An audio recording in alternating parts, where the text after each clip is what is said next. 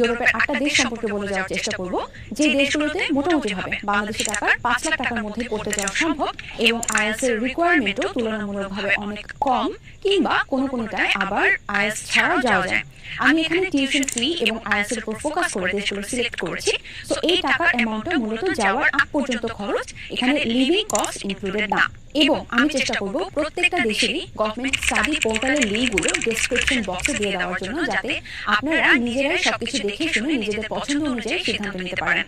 আর হ্যাঁ, ভিডিও শেষের দিকে আমি প্রয়োজনীয় ডকুমেন্টের ব্যাপারেও একটু বলে যাওয়ার চেষ্টা করব। শুরু করছি হাঙ্গেরি দিয়ে। এখানে আমি কোনো র্যাঙ্কিং মেইনটেইন করিনি, র্যান্ডমলি ইনফরমেশন অনুযায়ী কান্ট্রি পিক করেছি।